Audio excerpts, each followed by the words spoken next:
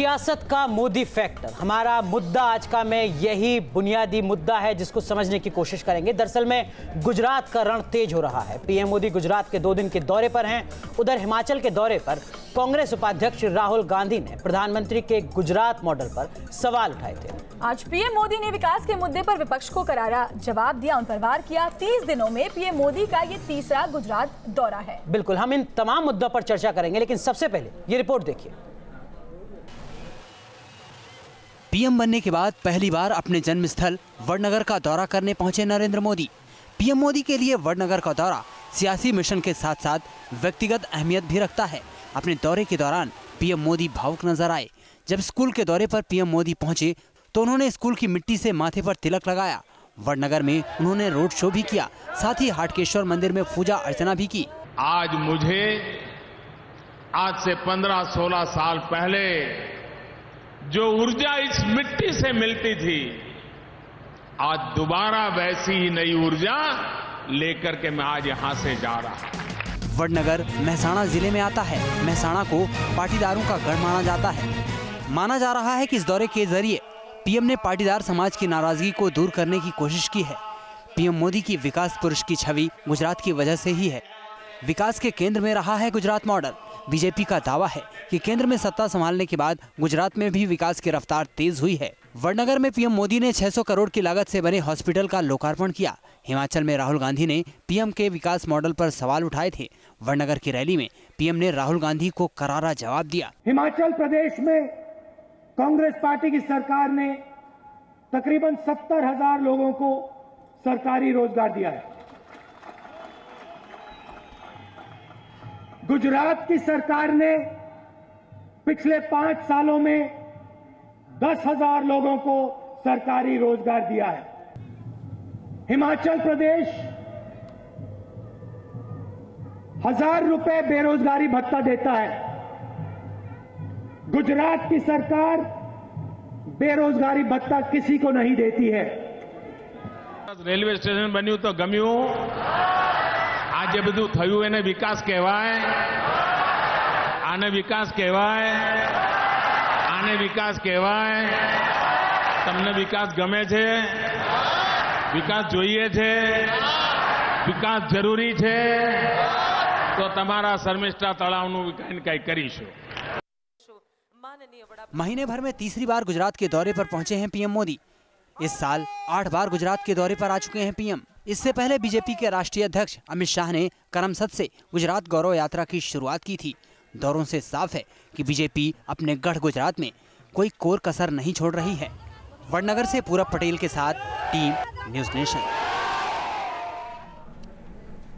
और इस महत्वपूर्ण मुद्दे पर चर्चा के लिए हमारे साथ खास मेहमान जुड़ चुके हैं। हमारे साथ हैं वरिष्ठ पत्रकार अभिलाष खांडेकर जी, हमारे साथ राजनीतिक विश्लेषक अभय कुमार दुबे साहब जुड़ रहे हैं, हमारे साथ कांग्रेस पार्टी के प्रवक्ता आलोक शर्मा जुड़ रहे हैं, भारतीय जनता पार्टी के प्रवक्ता जफर इस्लाम साहब हैं और जेडीयू के वरिष्ठ नेता राजीव रंजन जी भी हमारे साथ जुड़ रहे हैं। और पहला सवाल आलोक शर्मा आपसे, क्यों पार्टी को लगता है कि गुजरात का मॉडल हिमाचल के विकास के मॉडल के आगे बेकार है, फेल है?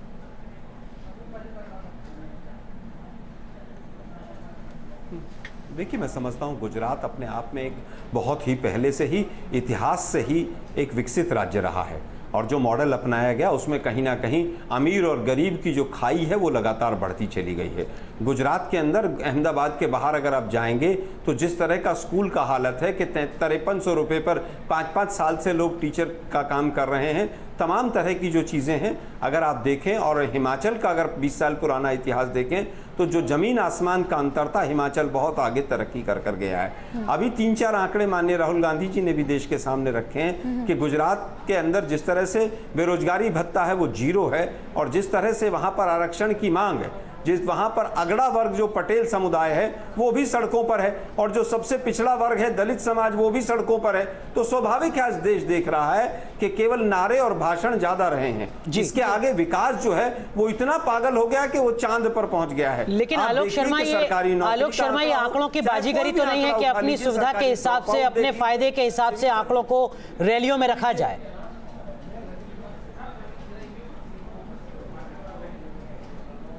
नहीं, ऐसा नहीं है, ऐसा नहीं है दीक्षित जी। मैं समझता हूं कि जो आंकड़े हैं वो सबके सामने हैं। क्या मुझे जवाब देने का मौका मिलेगा? 20 साल पहले जिस अवस्था में था और आज किस अवस्था में है, उसके अंदर एक बेस जो था वो ऑलरेडी हमेशा से वो बिजनेस फैमिली एटमॉस्फेयर वहां पर रहा है बिजनेस का। लेकिन हिमाचल दुर्गम अवस्थाओं में रहा है, उसके बावजूद हिमाचल के अंदर जिस तरह से तरक्की हुई है, मैं समझता हूं कहीं ना कहीं गुजरात से बेहतर रही है। ठीक है, जफर इस्लाम साहब भी हमारे साथ बीजेपी से जुड़े हुए, उनके पास चलते हैं। जफर साहब, हिमाचल ने 70,000 नौकरियां दी हैं, गुजरात ने 10,000 नौकरियां दी हैं पिछले 5 साल में। राहुल गांधी कहते हैं बेरोजगारी भत्ते की भी वो बात करते हैं, तो अगर आंकड़ों के हिसाब से देखें तो सही कह रहे हैं वो?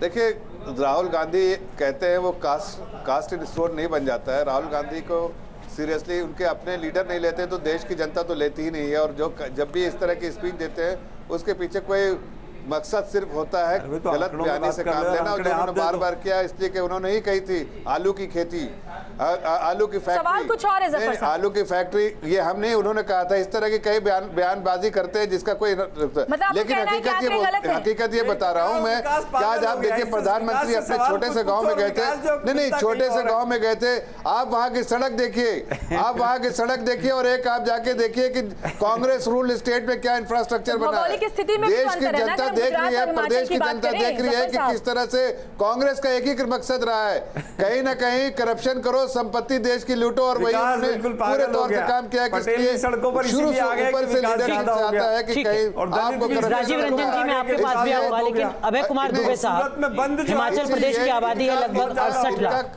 गुजरात की आबादी है 6 करोड़। क्या वास्तव में दोनों राज्यों के विकास मॉडल का अंतर किया जा सकता है? एक पहाड़ी क्षेत्र और एक मैदानी क्षेत्र। बंधुवर, इस दोनों में कोई तुलना नहीं है। दोनों की टोपोग्राफी अलग है, दोनों का जो प्राकृतिक वो सब चीज़ बिल्कुल अलग है। हिमाचल प्रदेश का विकास बिल्कुल अलग तरीके से हुआ है।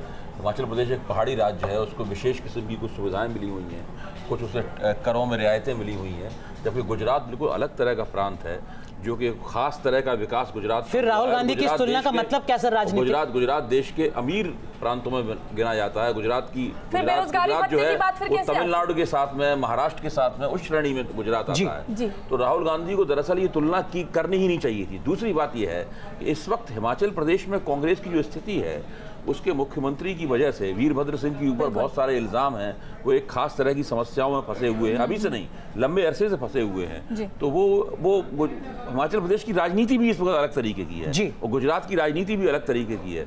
तो ये तुलना बेतुकी है। ठीक है, अभिलाष खांडेकर, क्या आपको लगता है वाकई ये तुलना बेतुकी है?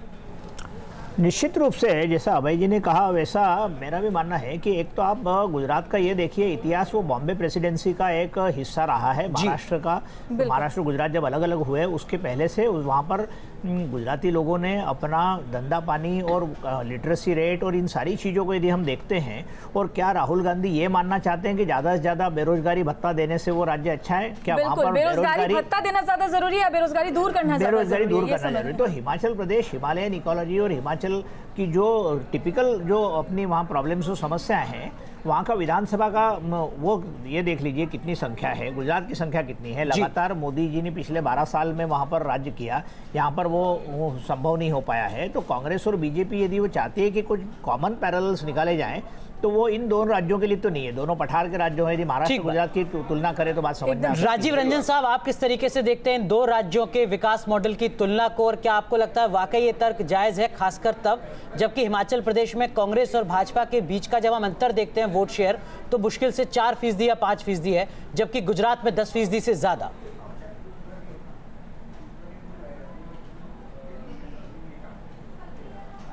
देखिए, मुझे लगता है राहुल जी के लिए भाषण तैयार करने वाले जो भी बंधु होंगे कई बार उनको बड़ी मुश्किलों में डाल देने का काम करते हैं। जो ऐतिहासिक और पौराणिक संदर्भ है गुजरात से जुड़ा हुआ, द्वारका भगवान कृष्ण को भी जाकर वहाँ इतनी रेवेन्यू उनको दिखी थी कि वहाँ से वो अपनी सेना के निर्माण के लिए उन्होंने द्वारका को अपना मुख्यालय बनाया। और आप देखें गुजरात के कुछ जो कंट्राडिक्शंस हैं, जो विरासत में गुजरात मिला नरेंद्र मोदी जी को, ठीक उसके पहले जो बड़े वहाँ भूकंप आए, प्राकृतिक आपदाओं का जिस तरह से शिकार हुआ गुजरात, और फिर उनके शासन में आने के बाद जो गुजरात में जो सांप्रदायिक जो तनाव उभरे उसके कारण पूरी तरह से तंत्र चरमरा गया था, लेकिन इसके बावजूद उन्होंने ग्रोथ को बनाए रखने में कामयाबी हासिल की। जिस तरह से सिंगल विंडो सिस्टम का अर्थ उन्होंने जमीन पर उतार कर दिखाया, औद्योगिकरण की दिशा में गुजरात में जो नरेंद्र मोदी जी के कार्यकाल में काम हुए हैं वो एक राजनेता के दर्शन को जरूर सामने रखने का काम करते हैं जी, कि अगर उन्हें असर मिला गुजरात में तो जनता को ये जरूर लगा कि ये मॉडल कहीं ना कहीं देश के स्तर पर नरेंद्र मोदी जी की जो उनको एक हम कह सकते हैं कि एक मौका दिया जा सकता है। आप कुछ कहना चाह रहे हैं, लेकिन आलोक शर्मा साहब आपसे भी समझना चाहूंगा, ये तमाम सवाल कांग्रेस उपाध्यक्ष के इस मॉडल की तुलना पर ही उठ रहे हैं। मैं केवल 10 सेकंड एक बात कहें राजीव, आज राहुल जी ने जो सबसे बड़ी जो भूल की है कि एक टेंटेड चेहरे को उन्होंने कमान सौंप दी, अगले चुनाव में भी चेहरा बना दिया हिमाचल में जी। और इस मॉडल से वो क्या संदेश देना चाहते हैं ये भी उनको साफ करना चाहिए। ठीक है आलोक शर्मा साहब, आंकड़ों की बाजीगरी में इसलिए कह रहा था दरअसल में कि अपनी सुविधा के हिसाब से आंकड़े तो नहीं चुने गए। हिमाचल प्रदेश की जो कृषि विकास दर है वो 2.6% है, गुजरात की 9.6% है। गुजरात टेक्सटाइल एक्सपोर्ट में 12% की हिस्सेदारी रखता है। गुजरात फार्मा के क्षेत्र में जो कुल निर्यात है उसमें 22% की हिस्सेदारी रखता है। ऐसे बहुत सारे आंकड़े मैं गिना सकता हूं आपको। ये आंकड़ों की बाजीगरी नहीं है तो क्या है?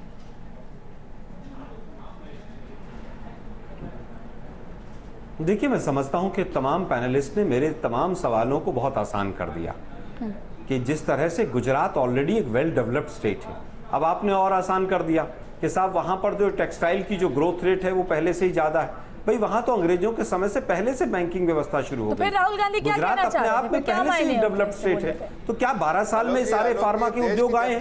क्या 12 साल में ही देश की जनता यह जानना चाहती है? सारे टेक्सटाइल नहीं आलोक जी आप नंबर आंकड़ों में मत जाइए, आंकड़ों में मत जाइए। आप पहले ये सवाल का जवाब दीजिए कि अगर विकास इतना पागल हो गया था तो वहां पर पटेल समुदाय भी सड़क पर आरक्षण के लिए क्यों है? फिर से आज देश ये जानना चाहता है, जनता जानना चाहती है। पहले वो बताइए, वो जानना चाहती है। आपके पास भी आएंगे, सवाल आपसे भी हैं बहुत सारे, लेकिन अभय जी आप कुछ कहना चाहते हैं? सुन लेते हैं। आपके विकास का जो मॉडल है उसकी आलोचना की जा सकती है और की जानी चाहिए, क्योंकि इस वक्त जबकि पटेल समुदाय का एक हिस्सा, कम से कम एक हिस्सा, खासतौर से उसका जो युवा वर्ग है वो जब सड़कों पर प्रतिरोध में है और जो दलित वर्ग है, अनुसूचित जातियां हैं वो जब प्रतिरोध में हैं, तो ये फिर इस बात पे गौर किया जाना चाहिए कि अगर गुजरात इतना ही तेजी के साथ विकसित हो रहा है तो सबसे ज्यादा जो संपन्न हिस्सा है और शक्तिशाली हिस्सा है वो क्यों नाराज है, और सबसे ज्यादा जो कमजोर वर्ग है वो क्यों नाराज है,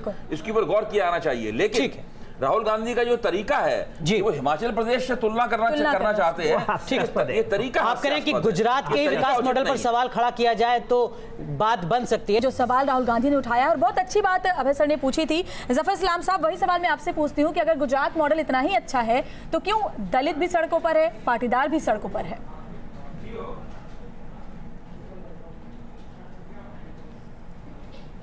देखिए, जहाँ तक गुजरात का सवाल है, गुजरात की पूरी जनता भारतीय जनता पार्टी के साथ है। ये बात में हकीकत है कि सम सेक्शन ऑफ द सोसाइटी जो है उसमें थोड़ा सा नाराज़गी हो सकती है, लेकिन वो नाराज़गी जो है वो पार्टी अपने लेवल पे उस चीज़ को एड्रेस कर रही है और उसको सारी चीज़ें एड्रेस भी हो जाएंगी। लेकिन इसकी वजह से मैं पूछता हूँ कांग्रेस पार्टी से, क्या कांग्रेस पार्टी का कोई जनाधार बढ़ा है गुजरात में? क्या कोई लोकप्रियता बढ़ी है उनके पार्टी के लीडर की? क्या ऐसा कोई चेहरा है उनके पास जो कि मास अपील उनकी हो, या कोई ऐसी पॉलिसी उन्होंने अपनाई है जिसके लिए लोग उनको पिछले 5 सालों में देखिए 2012 से 2017 के इलेक्शन में जो कांग्रेस का कहीं भी राज्यसभा चुनाव में अहमद पटेल जीतते हैं हर जगह पर।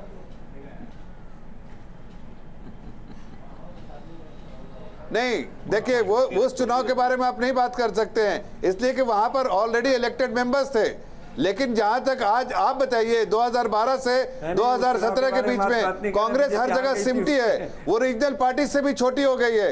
वो 2012 में एक बड़ी पार्टी की हैसियत से होती थी, आज 2017 में वो एक छोटी पार्टी से भी छोटी पार्टी हो गई। कांग्रेस के प्रवक्ता आलोक शर्मा जी हमारे साथ जुड़े हुए हैं। आलोक जी, आपसे समझने की कोशिश करेंगे, गुजरात में आपकी पार्टी 22 साल से सत्ता से बाहर है। इस चुनाव से पहले जो ओपिनियन पोल आए हैं वो बता रहे हैं कि कांग्रेस पार्टी की इस बार चुनाव में और बुरी हालत होनी है। आप ये हारी हुई जो बाजी है इसको लड़ने की कोशिश कर रहे हैं और यही वो छटपटाहट है क्या?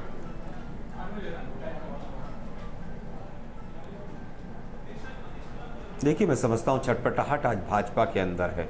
मोदी जी 1 महीने में 3 बार जाकर वहां दर जिस तरह से माथा टेक रहे हैं, जिस तरह से अपने जाने से पहले ही भाजपा के बारे में बात मत कीजिए भाई, कांग्रेस के बारे में बताइए।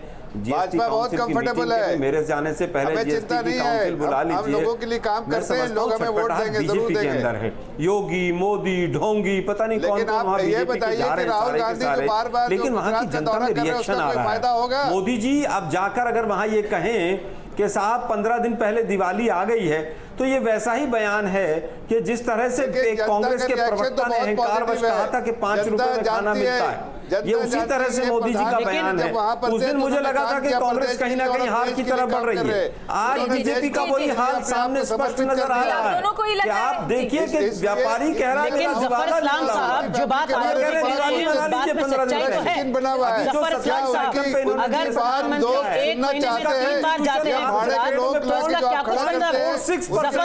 लेकिन आप बताइए अगर 1 महीने में 3 बार प्रधानमंत्री गुजरात जाते हैं तो क्या बाकी राज्यों में भी इतनी यात्राएं हो रही हैं? केवल भाषण फुल, क्या बाकी राज्यों में भी इतनी यात्राएं हो रही हैं? जफर इस्लाम साहब, भाजपा के बारे में मैंने तो बता दिया, भाजपा बिल्कुल कॉन्फिडेंट है, भाजपा वहां पर लोगों के लिए काम कर रही है। उड़ीसा, तमिलनाडु, कर्नाटक जहां इनकी सरकारें नहीं है, कितने मुहूर्त किए हैं मोदी जी ने, कितने रिबन काटे हैं, जरा पूछिए इनसे। हमको पूरा अनुमान है कि 150 ठीक है, हमारे साथ किस राज्य में वहां पर जाकर अपना राग अलापना शुरू कर देते हैं। कोशिश करते हैं जी, आपके पास 50,000 करोड़, 70,000 करोड़ आएंगे आपके पास। आलोक जी सुन लेते हैं, अभी तो देखिए जरा पीछे भाई, हम तो जाके लोगों के बीच में काम करते हैं। हम आएंगे आपके पास वापस। अभय जी हमारे साथ है। वाकई जो सवाल उठा रहे हैं वो बिल्कुल सही है। प्रधानमंत्री नरेंद्र मोदी जिस तरह से लगातार दौरों पर जा रहे हैं, जब सीएम थे तब भी वही चेहरा थे, गुजरात बीजेपी के प्रधानमंत्री हैं तब भी वही चेहरा है, तो क्या जो प्रदेश बीजेपी का कोई चेहरा नहीं है जो इतना प्रभावशाली हो कि पीएम को ही बार बार आना पड़ रहा है?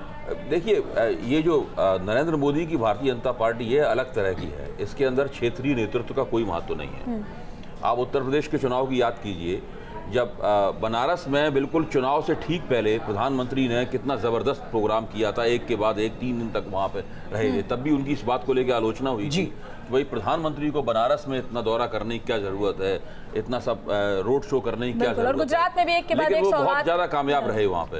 तो इस भाजपा की राजनीति ये है कि प्रधानमंत्री ही, नरेंद्र मोदी ही सब जगह मुख्य चेहरा होंगे, ठीक है, और स्थानीय नेतृत्व की कोई औकात नहीं। राजीव रंजन साहब, लेकिन क्या ये बात तार्किक आपको नजर आती है? भारतीय जनता पार्टी के साथ है, जो सवाल यहाँ पर विपक्ष पूछ रहा है वो ये कि सिर्फ एक ही राज्य में एक के बाद एक इतने दौरे क्यों प्रधानमंत्री के? बिहार में इतने दौरे क्यों नहीं? मणिपुर में इतने दौरे क्यों नहीं? कर्नाटक में इतने दौरे क्यों नहीं? राजीव रंजन साहब,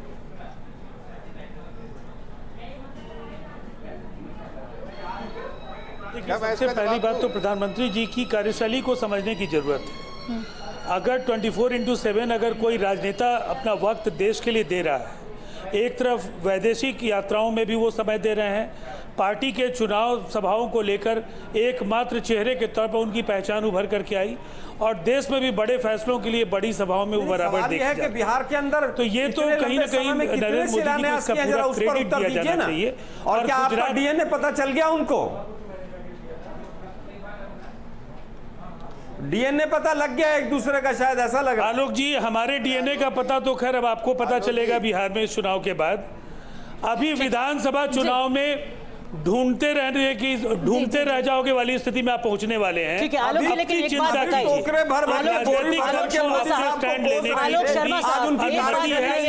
अभिव्यक्ति की स्वतंत्रता हम जिस तरीके से अपना स्टैंड लेंगे ये आपसे पूछ कर नहीं लेंगे। आलोक शर्मा साहब, तो क्या ये मान लिया जाए कि कांग्रेस पार्टी सिर्फ और सिर्फ विकास के मुद्दे पर लड़ेगी? सीखना चाहिए। आलोक शर्मा साहब, क्या अगला चुनाव कांग्रेस पार्टी सिर्फ और सिर्फ विकास के मुद्दे पर लड़ेगी?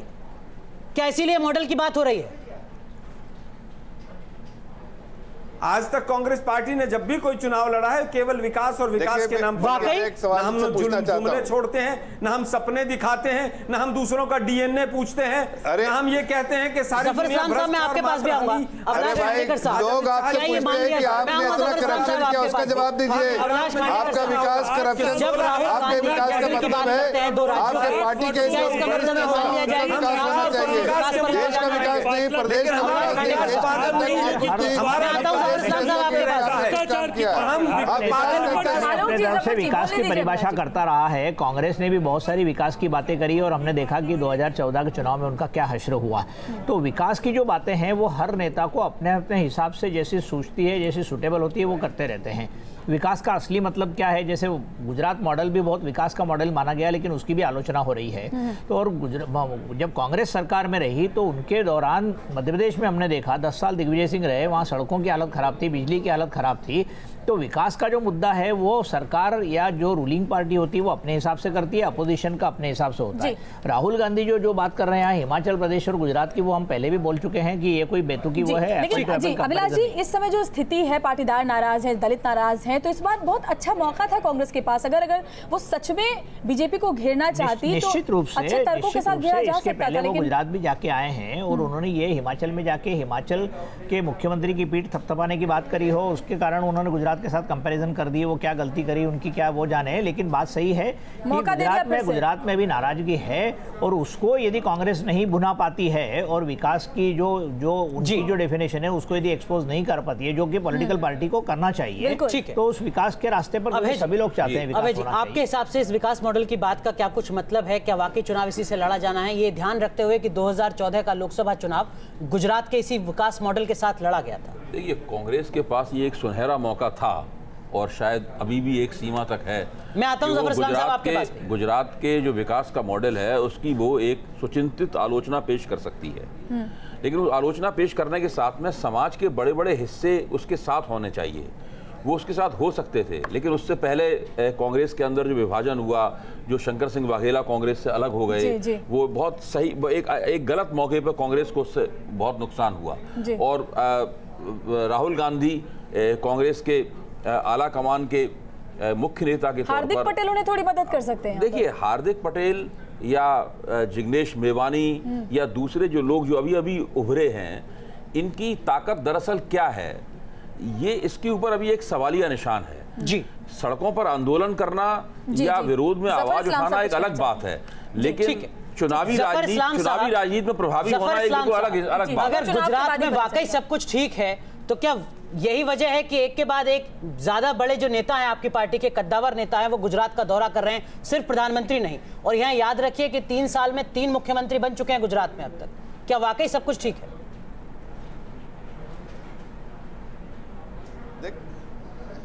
देखिए, मैं एक सवाल करता हूं, वहां अगर किसी प्रदेश में अगर हमारे वरिष्ठ नेता या वरिष्ठतम नेता जाते हैं तो उससे क्या है, हम पॉलिटिकल पार्टी के रिप्रेजेंटेटिव, हमारा काम है इलेक्शन से पहले, इलेक्शन के जिस स्टेट में इलेक्शन हो रहा है वहां पे जाना। देखिए, नहीं, अरे एक बार सुन लीजिए, क्या आप चाहते हैं कि राहुल गांधी जी की जैसा बाहर में छुट्टियां मनाए, विदेश यात्रा करे, 50 दिन के लिए छुट्टी में मनाए? आप ये बताइए, क्या हम तो लोगों के लिए, जनसेवा के लिए काम करते हैं। अगर वो तो अपने, उनका पोस्टर लगा है उनकी अपनी कॉन्स्टिट्यूएंसी में, गुमशुदा लापता का पोस्टर लगा हुआ है। तो पहले ये तो बताएं कि जिस कॉन्स्टिट्यूएंसी को बिलोंग करते हैं, जहां से वो चुने जाते हैं, उनकी सेवा नहीं करते हैं, उनके बारे में कुछ नहीं, तो देश में क्या विकास करेंगे? पाटीदारों को मनाने की कोशिश में, जिस कॉन्स्टिट्यूएंसी से बिलोंग करते हैं उसका भी देख, यही सब कुछ ठीक करने की तो कवायद है ना, कि सीधे पीएम लगातार जा रहे हैं वहां पर।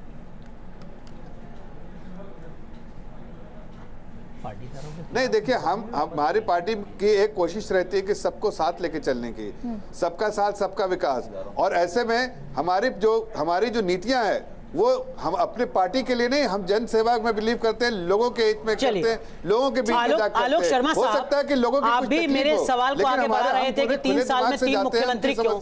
जरा बताइए कि गुजरात में जहां आप 125 प्लस का सपना देख रहे हैं, वहां आपके पास चेहरा कौन है?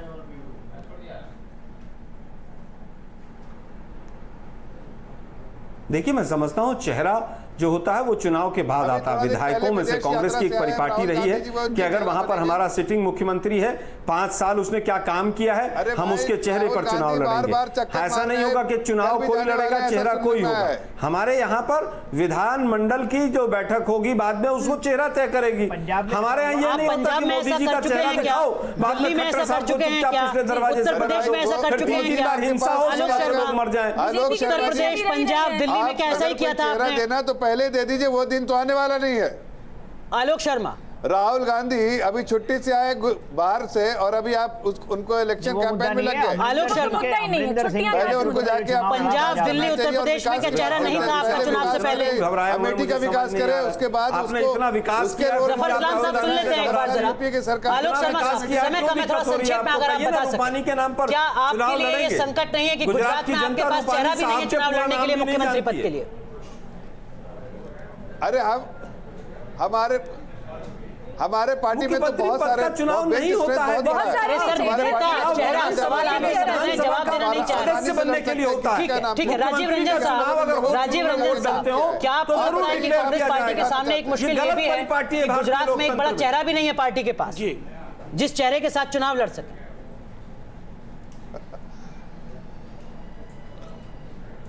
देखिए, निश्चित तौर पर अभय दुबे जी ने अभी कहा, ठीक चुनाव के पहले शंकर सिंह वाघेला का जाना ये कहीं ना कहीं इनके ताबूत में आखिरी कील का काम कर रहा है। कांग्रेस की जो मुश्किलें हैं आज पाटीदार आंदोलन को लेकर के आप जो भी सोच रहे हो, हमारा ये मानना है कि गुर्जरों का आंदोलन राजस्थान में हुआ, जाटों का आंदोलन भी हरियाणा समेत देश के कई राज्यों में हुआ। चुनाव परिणाम आप देखिए, जिस समय मतदाता के सामने सत्तारूढ़ दल के सामने विकल्प क्या है, जब वो तुलना करते हैं तो उस समय में वो उनको फैसला करना पड़ता है विनेबिलिटी और जो जीतने के चांसेस है उसके आधार पर वो तय करेंगे। तो ये कमोबेश गुजरात में कांग्रेस लड़ाई में अब कहीं नहीं है, वो कहीं ना कहीं गुजरात में पूरी तरह से लेकिन मुश्किलें खत्म होने की स्थिति में कांग्रेस है। इस बात को आलोक शर्मा जी को स्वीकार करना। राजीव रंजन साहब, वक्त खत्म हो रहा है, बहुत बहुत शुक्रिया आप सभी मेहमानों का इस चर्चा में शामिल होने के लिए।